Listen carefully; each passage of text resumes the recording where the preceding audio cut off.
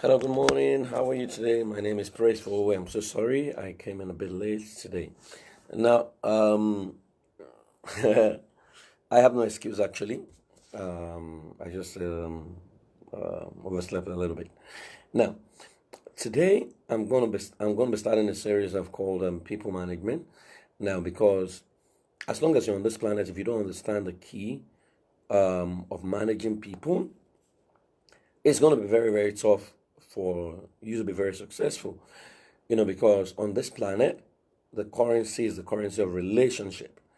Now, a whole lot of us have not mastered the currency of maximizing people. And when you have not learned how to relate with people, then a lot of doors will be closed against you that should open. A lot of doors will be open for you if you learn how to maximize people. Now, one of the things my mother used to say to me is that there is nothing to lose for treating people right. There is nothing to lose for treating people right.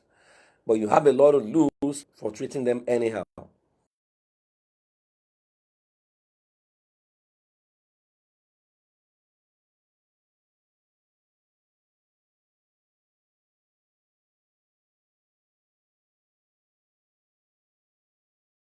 A lot of us don't have respect for people.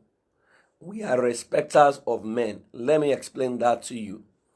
Respect means that the value of that is placed on the next person, which means you see them as man made in God's image, right?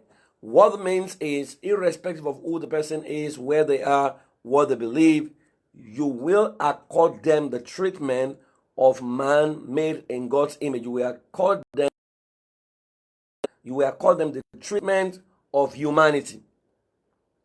As that's the minimum you would apply is the golden rule, which is treat people the way you want to be treated. Of course, we know there's a platinum rule which says treat people the way they want to be treated. Now, a lot of us have not even learned to apply that minimum because something in us that treats people that we want to be like with respect, honor, and courtesy, and we treat people below us anyhow. So you will see someone who is very mean to the cleaner, mean to the house help, mean to the police, mean to the taxi driver, mean to the cleaner at work, mean to the messenger, mean to the office assistant, suddenly become respectful when it sees the MD, when it sees the president, when it sees the pastor or the imam, the person suddenly becomes respectful. Now, that's being respecters of men. It simply means that you have no respect for humanity, because if you have respect for humanity, you are going to treat people well, irrespective of their status, their colors, their race, their religion, right? You're going to treat them well. If the treatment you give a Muslim is different from the treatment you give a Christian, without even interacting with them to understand the value they carry, you are a respecter of person. You don't have respect for humanity. Now, there is nothing to lose for treating people right, but people have lost so much for treating people with disdain or treating people badly. There are lots of ladies who have lost the person they should have married because the first guy that showed up, they didn't recognize the value of relationship because they treated him anyhow. Even though the guy was not really up to their level, the way they talked to him, they didn't close the door gently. Meanwhile, that person could have been the link to the next person, right? Many years ago, my mentor said, every man is 3 steps away from the rest of the world. No matter who you want to meet in life, you are 3 steps away from that person. There's an Ojo who knows an Adamu, who knows a Chioma, who is your key to whosoever you want to meet. Now, if you don't treat the Ojo well, Ojo that knows Adamu, Adamu that knows a Chioma. So let's say when Ojo showed up, Ojo was in rags, and you treated Ojo anyhow, you shut yourself from Adamu, And by shutting yourself from Adamu, you shut yourself from Choma. What many of us want to do is to treat Ojo badly, hoping that we meet Adamu and hoping that we meet Choma, who takes you to where you want to go. So you want to meet the president of your country, there is always 3 steps away from the presidency. However, the first line of relationship that many of us mismanage or treat anyhow, right, is where we shut the key, the door to get into the presidency.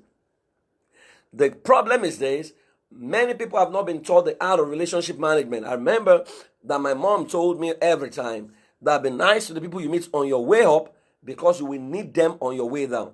Then she said, close every door gently because you might need to pass through that door someday. Right. If you have not learned how to master relationship management, doors will close against you. You will cut yourself off from the supply of so many things that your default mode from now must be to be reduced to love, such that every human being you meet, irrespective of their status, you will accord them the treatment of humanity. Are you with me? Now, in understanding relationships, there is a fundamental law, then there is a line law. I will explain that. At every point in time at work, in life, there are 8 lines you are going to engage, or in 8 lines you are going to interface with. Tomorrow, I will start looking at them one by one to teach you the rules of engagement. For every relationship, there are rules of engagement. If you go to a country and you don't understand the rules of engagement, ignorance is not the law, you are still going to be jailed.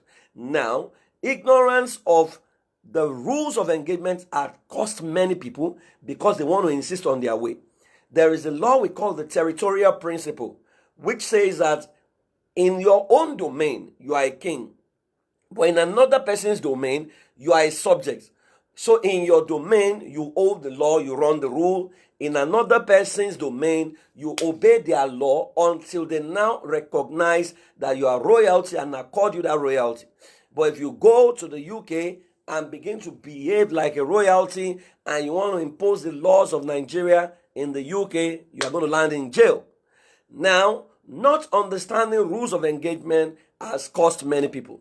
So you have your relationship with your upline, the people you look up to. You have a relationship with your downline, the people that look up to you. You have your relationship with your peer line, which is your colleagues. You have a relationship with the right, which are your competitors. You have a relationship with the real line, which are your customers.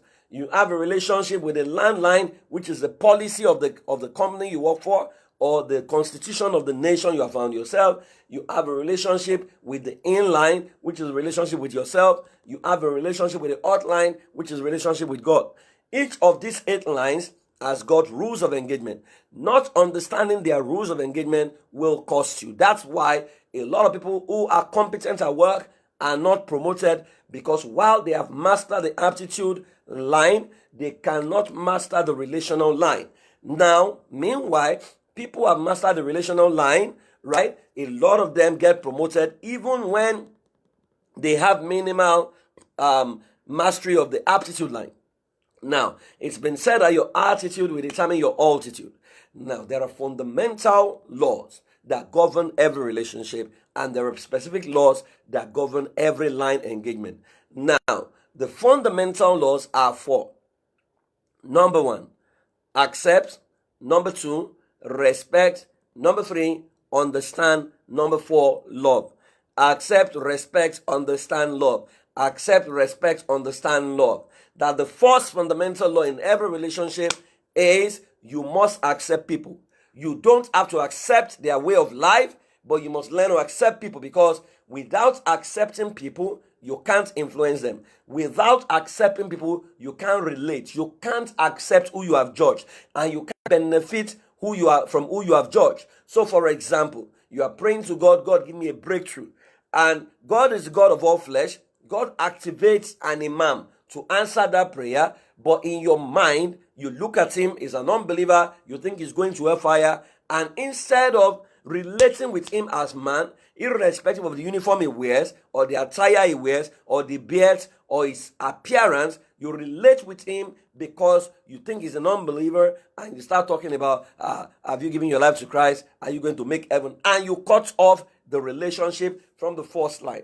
Then the man is supposed to transact business with you. You have introduced the password of religion, and that's a turn off for him. He turns back from you. Then you keep praying, God, show me the way, show me the way. And God is wondering, I directed someone in your direction. How come you did not benefit from the person I sent to you? Right? God is the God of all flesh. It can, every time you pray, always open your mind to say that God can activate a Buddhist, because God does not see religion. What God sees is humanity. He will send a human being your way. It's not saying a religion, a tribe, a culture, a race. Your bias can cut you off from what God is doing. So you must learn to accept people, whether gay, straight, narrow, bent, whatever. Learn to accept people. When you accept people, then what you will see is man-made in God's image, humanity, and you'll be able to relate and benefit from them. Number two, you must learn to respect people. Don't be a respecter of person. Respect people, because whatever you respect, you attract. I have benefited from that tremendously. I will first give you respect. Whether you are Imam, whether you are Hausa, whether you are Igbo, whether you are Japanese, I will give you respect. Because without respect, you can attract. It's a fundamental law. One of the first books I read when I began to master relationship is a book called The Laws of Recognition by Dr. Mike Murdock. I have not seen it in circulation in a while, but if you can get it, it will be a blessing to you. You must learn to recognize relationships. Now, when I understood that book, then I began to look for everyone that came. Call them respect. Now, when you respect someone, you will attract them. Anything you don't respect moves away from you. If you don't respect your boss, he moves away from you. If you don't respect the customer moves away from you. I say to people when I teach customers in the workplace that the customer is a spirit.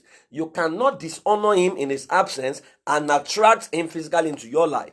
If you talk bad of your customer, they move away from you. It's a natural law of life. If you talk bad of your leader and you want to attract him, they are going to move away from you. No matter how bad your leader is, if you talk bad about them, right, you cut off the supply of ever having anything to do with them. Right.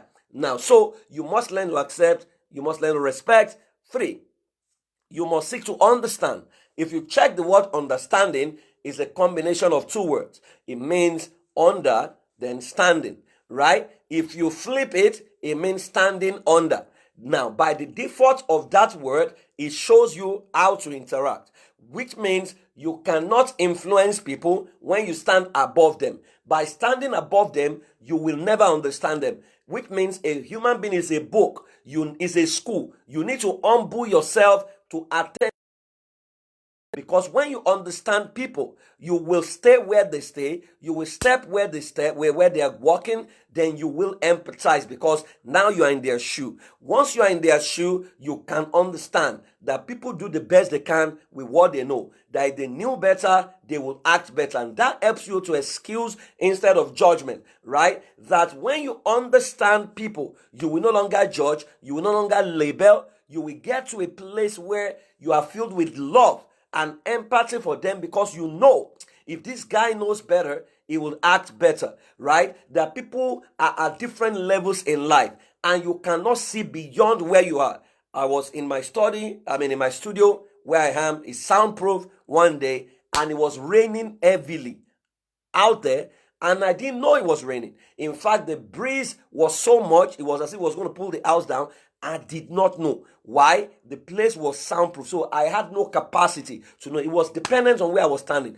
Until my friend called me, it was about 3 a.m. or 2 a.m. and he said, Praise, is it raining in your area? I said, no. He said, because the rain here, it's almost as if it's going to pull down my house. So I ran out and I saw that the rain was totally heavy, right? I had to run upstairs and went to check if all the windows are closed. Now, I did not have the capacity to see the rain or to hear about the rain or to know about the rain because of where I was standing. So where you are standing is what is going to depend. It's going to determine what you see.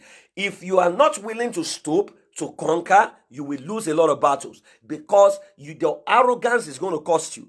You need, when it comes to human being and human relationship, you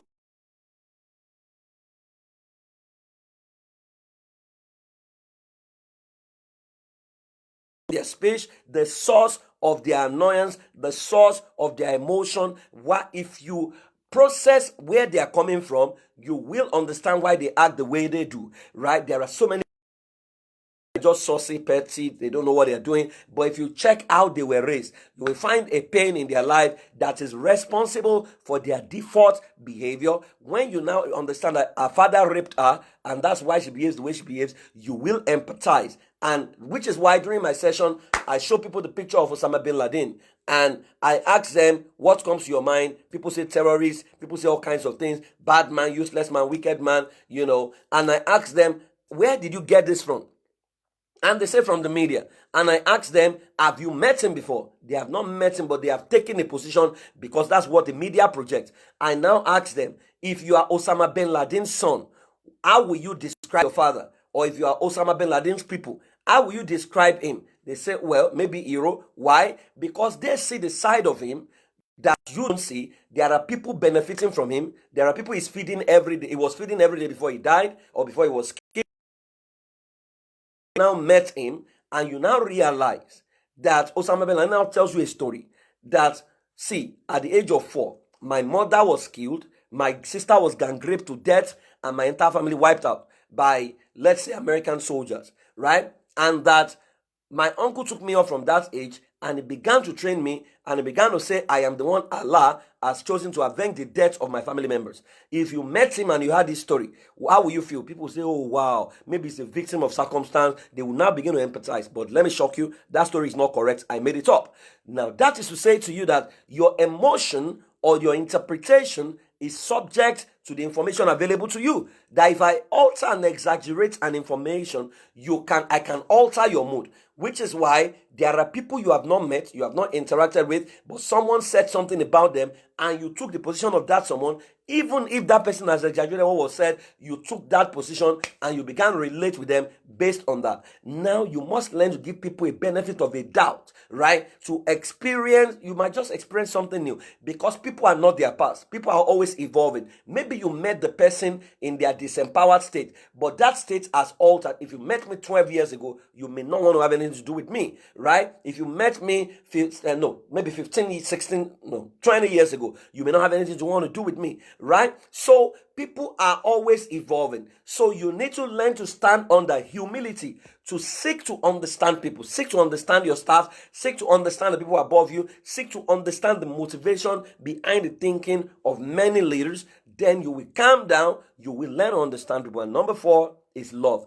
Love is a decision that is based on the commitment to add value to someone else without expecting a thank you. Love is a decision that is based on the commitment to add value to someone else without expecting a thank you. So which means true love, and the purest form of love is not symbiotic.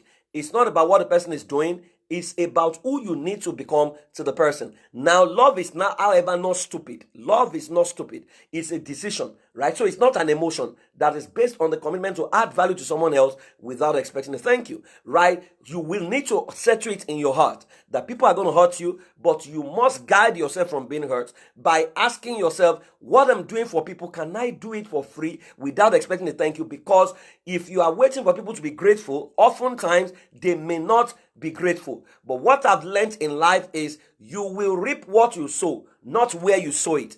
Every time you try to reap what you sow from where you sowed it, you will be manipulative. You are subject to manipulation and you begin to manipulate people. But if you do what you do with the mentality that, see, I have given to humanity, God has a way of activating someone else somewhere to balance it up for you, even when the people you have done it for have become ungrateful, right? So you don't have to bother about their ingratitude. You need to understand that you have sown the seed and there is no way you're not going to reap it. Now, they are also sowing the seed of ingratitude and they're going to reap it. That's the laws of nature. You shall reap what you sow, not necessarily where you sow it. So in relating with people from tomorrow, I will start breaking the lines down so that you understand the rules of engagement at every level. It's something that has helped me. I can relate with the poor. I can relate with the rich. I can relate with the middle line. I can relate with everybody, right? That one, you must learn to accept people no matter who they are. Don't depend on people's opinion of other people to relate to relate with them. Now, if I depend on what people have said to me about certain people, I may have nothing, absolutely nothing to do with them. But I have come to understand over time, which is why I can be upset, but I've also learned to now realize and excuse people, understanding that, hey, well, maybe that's where they are. I mean, for example, someone that is hustling can become manipulative, right? That the person can use you to get and go and mess you up there and mess up your, but that's the level they are, right? So learn to accept, learn to respect people. Don't be a respecter of person. The governor and the rest, respect the cleaner. The cleaner can be your link to the palace, right? In fact, the people I respect the most are gatekeepers, because gatekeepers have access to information. The people who just sit, to gist at the gate, they have access to information. I have a friend who has a habit, right? He works in a place. He has a habit of sharing his lunch with gatekeepers. He will just take his lunch to Baba Gate Man and say, Baba take, and everybody will gist. One day, the gate man of his estate called him and he said, Mr. Momodu, don't sleep in your estate tonight. He said, what happened? He said, don't sleep in your house. In fact, pack your load and leave this vicinity for the next 1 week. He said, what happened? He said, don't worry, just do it. Now, the man left his house and went to stay in another friend's place in another side of Lagos. Now, let me shock you. That particular day, his estate, armed robbers came in, they killed a lot of people, got into his house, broke into his house. The guy was nowhere to be found. Now, when he came back, he went to meet Baba at the gate to say, Baba, what did you see? The man laughed. The man said, you see, when we sit here, a lot of stories fly around, but we know who should receive that story based on how people treat us. Now, never treat people anyhow. Never treat people anyhow. Never treat people anyhow. Never treat people anyhow. People are not things. People are beings. People are not things. People are, and don't be fond of using people, because if you keep using people, someday just will fly around that you are a people user, and doors that you open will begin to slam against you, because people will know that when you come into their life, is because you want to take, not to give. It's because you want to use them to get to the next level, not necessarily because you are interested in them. Listen, guys, you need to learn to accept people, learn to respect. Number 3, understand people. Is the word understanding. If you flip it, standing under. When you stand under people, you will understand why they do what they do, the pains they've been through. And when you understand their pain, I always tell people, if you have been through that person's experience, you will likely act the way they are acting. Now, when you learn to stand under them, to ask, why does this person behave the way they do? Because what many people do is what? What is he doing? What is he doing? What is it? As long as you stand at the realm of what, you will be subject to labeling. You will label people. You will take a position. But when you are asking why and how, you have stooped to try to understand. Then when you understand, you will know that, hey, this person doesn't belong here. Now, one day, I'm going to teach you the 3 quadrants of relationship, right? Which is the outer court, the inner court, and the holies of holies. The outer court, the inner court. There are rules that govern these 3, right? I'm going to teach you someday, every 3 a.m. Keep it a date with us. Because a lot of us have brought people into our holies of holies who should be in our outer court. Now, so when you bring outer court people into your holies of holies, they are going to hurt you badly, because they don't have the capacity to be custodians of your holies of holies. They are going to mess you up, right? Because they are not loyal and faithful. They have not even passed the test of loyalty and the test of, because loyalty is the test of your holies of holies. Holies of holies people can die for you. They stand behind you in your back. They cannot join forces with your enemy against you. They are brotherhood. It's fraternity. Now, anyone that has not passed that test cannot be in your holies of holies, right? But many of us, because we are excited, or maybe because our personality is just an expressive personality, we give information that belongs to holies of holies to outer court people. Then we worry that your gist is everywhere. People are killing you. People are messing you up. People are putting you down. If they are outer court people, they are not worthy of coming to your holies of holies. But you need to understand that there are rules that must govern outside court people. There's a way to treat them. There's a way to research them. There are rules governing the inner court people. There are things you must be aware of, right? There are things they have done for you in times past that has qualified them to be your inner court. But the holies of holies, it is fraternity. Now, someday I'm going to share with you the different rules, how to measure them, how to know them, and how to place them where they belong. Those are the 3 lines of relationship. So I've talked about the 4 critical rules: accept, respect, understand, which is standing under, and the 4th rule is love, which is a decision that is based on the commitment to add value to someone else without expecting a thank you. Whatever you are doing for people, make up your mind. It's a thankless job. My mother will say to me, Nigeria is not worth dying for. She will say to me, Nigeria is not worth dying for. So she will say, son, whatever you must do for Nigeria, don't expect Nigeria to reward you, because Nigeria, from what I have observed, does not have the capacity to say thank you to the person that wants to save them. Which was why during the COVID-19, a woman cooked food by herself, took it to a street, and she gave people for free. And the same people she gave people for free, people say, we are hungry, we are hungry. They began to look at the meat and they live streamed it. So they have data to live stream the food, but they don't have data to feed, right? You can see human beings and they begin to say, see the kind of meat she's giving us. This was a woman who spent her money. So sometimes, I can see my burro there, Esther, so sometimes and Esther does a lot of giveaway, amazing things she does online, right? So someone lacks money, you now give them 10K, and the person now sends back to you to say, why would you give me 10K? The amount is too small. That is ingratitude, right? But you must not stop being yourself because of such people, right? That is the level they are, and that's why they are where they are. A lot of people, sometimes you want to appeal, you want to reach out to the poor. Your heart goes out to the poor, not knowing that what keeps a lot of them in that poverty state is their attitude of ingratitude, because the highest form of vibration in life is gratitude. If you do an exercise every morning, when you wake up, before praying, before doing anything, pick up your jotter and list 10 things to be grateful to God for every day. 10 things, right? If you can find 10 things every morning, right, when you wake up, you increase your vibration. When you increase your vibration, you improve your immunity. You will no longer be susceptible to sickness. Your mood for the day, your neural lines will open. You realize that you are always excited, because the next day you must find something to be grateful to God for. So you begin to look for objects of gratitude everywhere you go. So guys, you need to master these 4 laws. Tomorrow, I'll begin to break down the line: respect, accept, understand, love. Respect, accept, understand, love. If you sow this seed, you will reap those seeds. Remember, you will reap what you sow, not necessarily where you sow it. So free yourself, make up your mind to treat every human being as man made in God's image, irrespective of their madness or irrespective of their ingratitude. The Bible says Jesus commanded his love towards us, that while we were yet misbehaving, he died. So he did not die because we were good. He died when we were misbehaving. As he was saving them, they were crucifying him, they were calling him names, they were spitting on him, but he said, Father, forgive them. They don't know what they are doing. What he's saying is, if they knew better, they will act better.